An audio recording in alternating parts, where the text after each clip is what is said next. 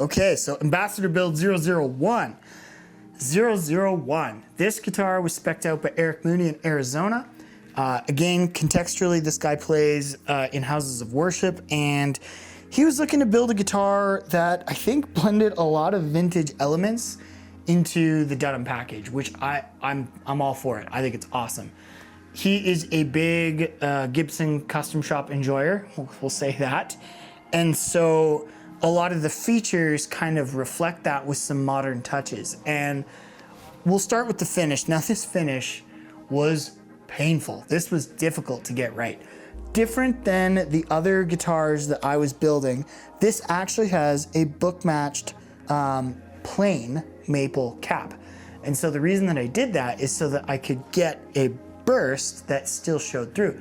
When you use ash and you burst ash, it does look cool, but it doesn't stay as bright because maple is naturally a brighter wood, and it can look right depending on the vascularity, but the maple tends to lend itself to bursting a little bit more friendlier than the other stuff. And so we went with a maple cap on this. As a result, it has a little bit of that Les Paul vibe going on, but it's, as you can tell, it's a burst, but it's sparkly.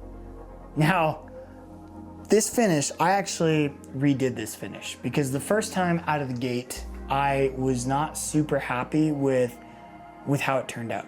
It wasn't ugly by any means, but it wasn't really similar to any of the reference photos that we were looking at.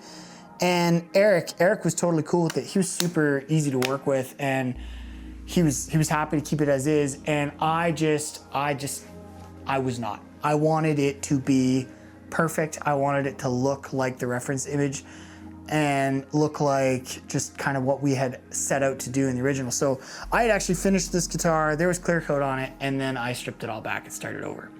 So what I ended up doing differently was I took some of the similar iridescent sparkle from Anthony's build, and I ended up mixing that into the transparent burst tints that come from Nitro Supply.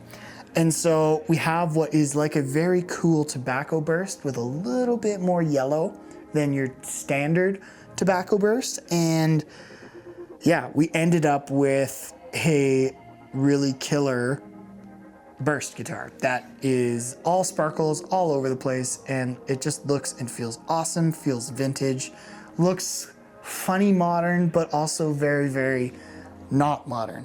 So we'll start at the top again. We have nickel locking tuners on the top. So instead of chrome, we actually went with nickel on this one. We have pearloid buttons to kind of match a little bit more of that vintage vibe that we're going for. We have the non-reverse headstock again. We have a non-painted headstock to show off some of that flame maple a little more. Very cool. We have 1046 strings. We have a bone nut. We are using vintage size nickel fret wire. So very different than a lot of these other ones, much more slender, which admittedly plays very nicely. It's very comfy fret wire to play with. Very cool, very different. This is the thickest neck. This is the chunkiest neck that I have out of any of the guitars that I built. And that was something that Eric requested. He's like, I want a chunky 59 Les Paul carved neck. And I was like, okay, we can do that. I can add that to this scale length and see where we get to. So it is a thicker, more closer to a baseball bat neck than not. It's not gargantuan, but it is certainly thick. It is definitely on the thick boy side of things, which I think is really cool. It's surprisingly very comfortable to play. I'm not a big chunky neck guy. I'm more of a slim taper individual. However, I really do love how this turned out and how this looks and what it turned into. So big fan. Moving on. The side dots on this guitar are mother of pearl, but the inlay itself is actually more maple burl. This time it's not stained, but it's got a very cool kind of pinkish cream color to it that I found paired with this entire design really well. It's a really cool detail that we milled this and we turned it into something that really blends really well with the Indian rosewood. I think that it still shows up, it still pops, but it's not like super present, and I really like how it's a little bit more of a subtle detail that as you examine the entirety of the guitar, you kind of catch it on the second way through, and I think that those types of details, those are really nice. Moving on to just the body itself, we have a classic Bigsby B5 vibrato system. We have a Nickel Tone Pros roller bridge, which I think is a classic pairing between these two. Very stable, very useful. We have kind of the more 72 Deluxe style knobs, which is good. It just, again, lends itself to some vintage nods. Not Les Paul, but still very cool. Well, not specifically vintage Les Paul. Anyway, we won't get into that. It has a cream switch tip and a cream half guard.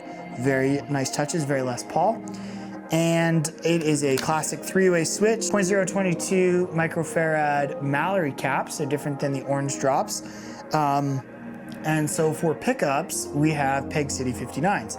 These are great, they're Les Paul. It's Les Paul all day long. It sounds really cool, very useful tonally, very dynamic sounding PAF.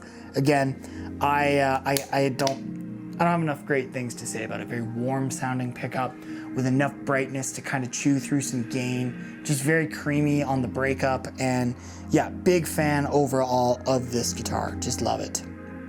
As well, I'll mention the neck is a satin nitro. So instead of a tongue oil finish on this neck, it is a satin nitro. So in pictures, it pops, it looks really good, and it feels quite nice. Very, not quite as silky as the tongue oil, but still very nice overall to handle.